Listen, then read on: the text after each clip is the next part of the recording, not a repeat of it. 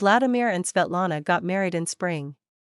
Their parents combined efforts to buy them a one-bedroom apartment, and the young couple enthusiastically began to make it their cozy nest. Gradually, they acquired furniture and various household necessities that made life comfortable and convenient. Svetlana had a talent for finding these items in ordinary stores. "Look at this candle holder." Svetlana gasped in delight, showing Vladimir a wooden arch in the shape of a triangle with 7 lamp candles. She looked at the price tag. "Wow! How much?" Svetlana stepped back from the counter, disappointed. Vladimir did not share her enthusiasm. "A regular night light, lamp, and interior detail." But, seeing Svetlana's saddened face, he said, "Let's take it if you like it so much." "Really?" Svetlana tiptoed and kissed her husband on the cheek. "It will just fit on the shelf you bought last time, which doesn't even hold books." Vladimir took the lamp and handed it to his wife. "Ah. I can just imagine us on winter evenings, drinking tea or watching TV by its light." "Thank you, my love." Svetlana was delighted, not minding the jest about the unnecessary shelf she had recently bought. "A wonderful choice for holiday home decoration. Christmas is coming. You won't regret it," smiled the cashier, boxing up the lamp. "They're all taken. This was the last one." At home, Svetlana placed the lamp on the shelf and turned it on. The bulbs cast a soft light on the wall, creating a pleasant atmosphere of holiday and coziness. So, the shelf was useful after all. Vladimir remarked with a slight tease. "They're just made for each other." And so the young couple lived, rejoicing in the little things every day and loving each other. Soon, Svetlana became pregnant. Now they mostly visited children's departments in stores. Svetlana would spend a long time looking at little hats, crawlers, and jackets. Vladimir admired the soft light shining from his wife's eyes during these moments. He noticed the happy smile wandering on her lips. "Look." Svetlana held out her palm, on which stood a pair of tiny white booties with satin bows. "But what about the superstition that you shouldn't buy baby things in advance?" Vladimir noted, but gave in to his wife's desire and bought them. The booties took an honorary place on the shelf in the closet next to the frame with their wedding photo. December came with snow, frosts, and pre-New Year hustle. One day Vladimir came home later than usual. He went to the store, looking for a gift for his wife. The lamp softly lit the room. Svetlana was lying on the couch, wrapped in a blanket, her knees pulled up to her stomach. "Svetlana, are you sleeping? Are you sick? What happened?" Vladimir looked at his wife's face, smeared with mascara. "He's gone," she whispered, not opening her eyes. "Who?" Vladimir stared at his tearful wife for a few moments until a guess pierced his head with icy horror, clenching his heart with iron tongs. "The baby is gone." "No." "Why?" Svetlana screamed and burst into tears, flailing in Vladimir's strong arms like a fish caught in a net. After calming down, she told him that she had gone to the hospital. Her stomach had been hurting since the morning. The doctor performed an ultrasound and said that the baby was not developing, not matching the term, though small. She was given medication, which caused Svetlana to miscarry. After that, the life of the young family changed. Svetlana became withdrawn, not talking. It was hard to get her out of the house. She sat on the couch, wrapped in a blanket, as if she was always cold. "Don't touch her. Give her time. Bear with it. The first pregnancy, and such a failure." Svetlana's mother tried to convince Vladimir. She often came to them, cooked. Svetlana lost interest in everything: life, Vladimir, the upcoming holiday. Vladimir waited, was silent, and endured. At night, he tried to hug his wife, to awaken their life. Svetlana did not push him away, but lay obedient, indifferent, and cold, as if not alive. Vladimir left her alone, turning away, biting his lips in helplessness and anger. He stopped rushing home after work, but Svetlana didn't notice that either. I'm struggling too. I lost a child as well. Have you decided to bury yourself alive? To mourn the lost embryo inside you for the rest of your days? Svetlana, look at me. We will have more children. It happened. Neither you nor I are to blame. Do I not matter to you anymore? I was only needed for the sake of the child. Without him, I'm not needed. Is that it? Svetlana, answer me. Vladimir continued to speak, gesticulating, pleading with her. But he couldn't break through the wall of silence and detachment. That's it. I can't take it anymore. He stood by the kitchen window, watching the snowflakes fall in the thickening twilight. Then he dressed and left the apartment, slamming the door.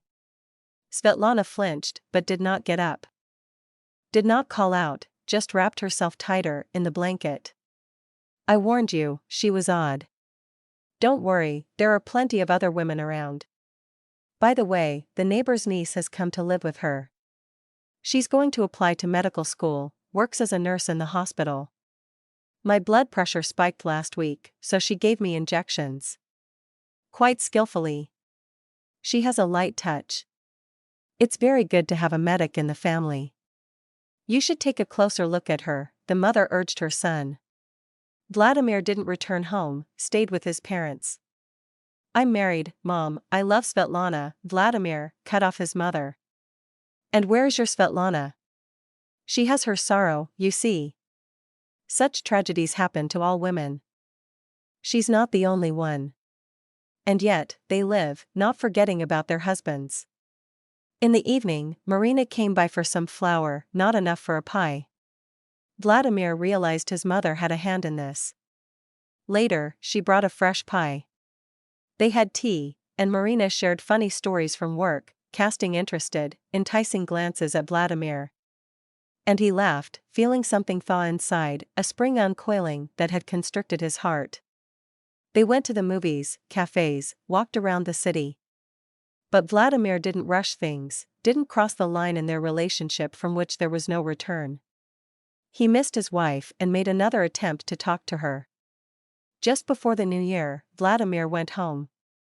Svetlana wasn't there. He looked around the room where he had dreamed of living long and happily with his wife. Noticed the empty shelf on the wall. What did the lamp do wrong? A crumpled blanket lay on the couch, and a child's doll. Strange, maybe Mom was right, and Svetlana was losing her mind, Vladimir thought. He sighed, took some things, and left. Vladimir, Marina is going to the night shift today. Could you give her a ride to the hospital? Mom asked. And don't forget to invite her to celebrate New Year's with us. I think you've already invited her, Mom. Vladimir reluctantly got up from the couch, dressed, and went for Marina. All the way, Marina cheerfully chatted about the upcoming holidays. But Vladimir half listened. He stopped the car in front of the main hospital building. Few windows were lit, as if the hospital was empty. Indeed. Many had asked to go home for the holiday or were discharged. Only the most seriously ill remained, Marina explained. She didn't hurry to leave the car, leaned towards Vladimir. What's that? Vladimir pointed to the window where a triangular lamp with 7 candles was lit. Oh, there's a story here, like a movie. 2 weeks ago, they brought in a woman by ambulance. She lost consciousness on the street while walking with her daughter. And for a reason. Her appendix burst. A girl passing by didn't panic, called an ambulance. Took the woman's daughter with her. The woman didn't regain consciousness for a long time after the surgery. So, this girl convinced the doctors to bring her daughter to her. Right into the ICU, can you imagine? Marina widened her eyes. If I hadn't witnessed it, I wouldn't believe it happens. The girl took her mother's hand, called out, and the woman opened her eyes. They've moved her to a room, but she won't be discharged for the holiday. So, this girl brought the candle holder. Can't have a Christmas tree in surgery. But to make the holiday beautiful, right? Otherwise, it's gray, boring, sad in the ward. It's a shame to meet the new year in the hospital. Marina looked at Vladimir, enjoying the effect she had made. Well, I have to go. She moved closer to Vladimir, as much as the car allowed. Pressed her lips to his cheek, waiting for a firmer kiss. But Vladimir didn't notice. He looked at the window and thought about something. Will you pick me up in the morning? Marina got out of the car and held the open door. Vladimir nodded. When Marina disappeared into the hospital building, Vladimir drove home. He justified his departure, that living in such an atmosphere was impossible. But after Marina's story, he understood a lot. He really wanted to see Svetlana. But it was already late, and the little girl living with her was probably already asleep. Vladimir couldn't fall asleep for a long time. In the morning, he woke up late, had breakfast, and rushed to the stores, completely forgetting about the promise to pick up Marina from the hospital. He was looking for a triangular lamp with 7 candle-like bulbs, but the salespeople just shrugged. They were either sold out or all bought up before the holidays. On his way home, he noticed a sign souvenirs above the door of a small shop. Vladimir braked, deciding to make one last attempt to find the lamp. The shop door was locked, but the light was on inside. Vladimir knocked on the glass. A woman approached the door. Why are you knocking? We're closed. Come back in 2 days, came the muffled voice through the double glazing. Wait. I need a triangular lamp with 7 candle-like bulbs. I really need it. It's a matter of life and death. For my wife. I must give it to her. It's very important to me, Vladimir hurriedly shouted, afraid the woman would leave. Open up. What does it cost you? You haven't left yet. Please. The woman looked at him silently. Then she turned and walked away from the door. Vladimir hit the glass with his fist. That's it. The last hope was gone. He so wanted to make such a gift for Svetlana. He was about to go back to his car when he heard the lock click behind him. Vladimir turned around. The woman opened the door. In her hands was a lamp, only red. Here. Take it. I took it off the display. Put the money down. I'll say it was stolen. We were going to write it off anyway, she said, noticing Vladimir reaching into his pocket. Give it to your wife. And may you have a good new year. She handed him the lamp and smiled. Thank you. You're an angel. Happy New Year. I won't forget this. Happy, Vladimir grabbed the lamp and rushed to his car. He went up to his floor and listened.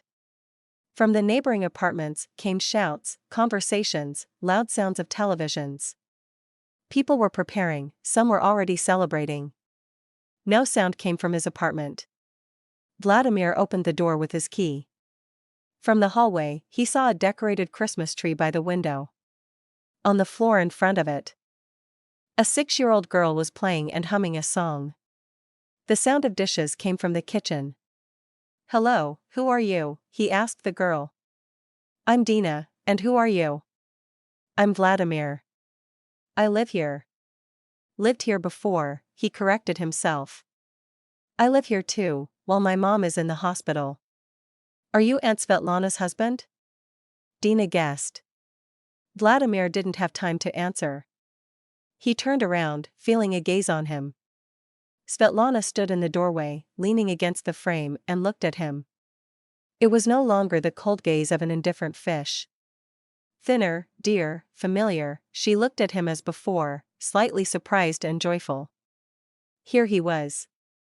Sorry for leaving you alone. Vladimir handed her the Christmas lamp. How did you know? It's me who should apologize. I closed off from you, hid away like a clam. She placed the lamp on the shelf. This one is even prettier. Thank you. Will you have dinner? Dina taught me to make American pancakes. Her mom is in the hospital. She's living with me for now. I know. Vladimir approached his wife and tucked a stray lock of hair behind her ear.